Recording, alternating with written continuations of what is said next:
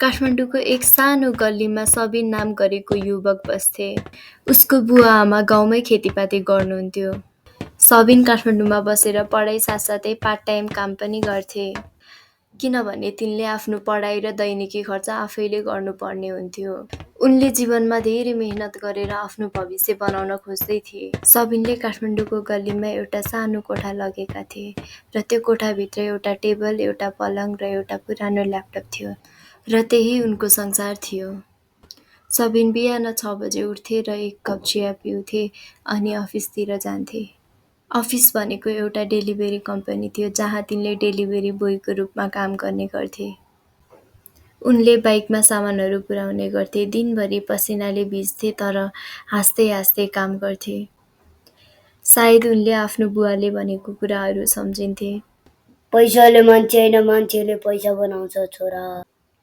अफिसबाट फर्किएपछि राति 9 बजे उनी ल्यापटप खोलेर पढ्न बस्थे। उनलाई कम्प्युटर प्रोग्रामिङमा एकदमै रुचि थियो। उनको सपना थियो एक दिन ठुलो मान्छे भएर आफ्नै आइटी कम्पनी खोल्ने। तर जीवन सधैँ सपना जस्तै कहाँ चल्छ र? एक दिन बुवाको फोन आयो, आवाज थरथराइरहेको थियो। सबिन, तिम्रो आमा बिरामी हुनुहुन्छ, एकदमै गाह्रो भइरहेछ। सबिनले त्यो समयमा आफ्नो बाबालाई केही पनि सोध्न सकेनन् र अर्को बिहान गाउँ फर्किँदा उनले आफ्नो आमालाई हस्पिटलमा पाए। डाक्टरले सबिनलाई एक्लैमा बोलाउनुभयो र भन्नुभयो, तिम्रो आमाको किडनी फेल भएको छ, तत्काल उपचार गर्नुपर्छ है। सबिनले 2 पाइला पछाडि सारे र उनको आँखाबाट आँसु झर्यो, जस्तै कि उनको संसार नै अँध्यारो भइसकेको थियो। उनले दिनरात नभनेर कमाएर जम्मा गरेको पैसा सबै खर्च भयो, तर पनि उनले आफ्नो आमालाई बचाउन सकेनन्। आमाको मृत्युले घर नै शून्य भयो र बुवा पनि एक्लो भए। घरको भित्तामा टाँसिएको आमाको फोटोले हरेक बिहान बोल्थ्यो, खाना खान बाबु, काममा ढिलो नगर्न बाबु। सबिनले त्यो आवाज सुन्थे तर बोल्न सक्दैनथे। एक हप्ता गाउँ बसेर उनी फेरि काठमाडौँ फर्के। त्यो सहर अब उनलाई अजनबी लाग्न थाल्यो। सबिनले फेरि त्यही पुरानो काम सुरु गर्न थाले। तर अब उनी चुपचाप काम गर्थे, पहिलाको जस्तो हाँसेर बोलेर काम गर्थेनन्। केही साथीहरू उसको रुममा आउँथे र घुम्न जाउँ भनेर बोलाउँथे, तर उनले भन्थे अहिले समय छैन यार। तर वास्तविकमा उनलाई समय होइन, मनमा शान्ति थिएन। एक दिन अफिसको बाटोमा उनी एउटा पुरानो पुस्तक पसलमा पुगे। त्यहाँ रहेको एउटा किताबले उनको ध्यानलाई खिच्यो।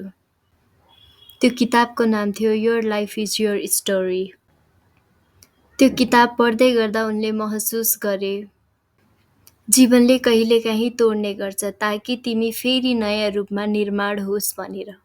त्यो दिनदेखि उनी बिहानै आधा घण्टा ध्यान गर्न थाले। राति सुत्नुभन्दा अगाडि आफ्नो सपनाको नोटबुकमा केही लेख्न थाले। एक दिन आमा र बुवाको नाममा कम्पनी खोल्नेछु भनेर लेख्न थाले। 3 वर्षपछि सबिनले कलेज सकाए अनि आइटी कम्पनीमा जागिर पनि गर्न थाले।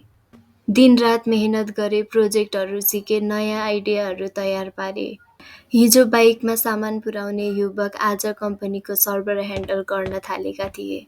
तर उनले कहिले बिर्सिएनन् आमाको त्यो हात, जो सधैँ उनलाई सफलता होइन सन्तुलन सिकाउनुहुन्थ्यो।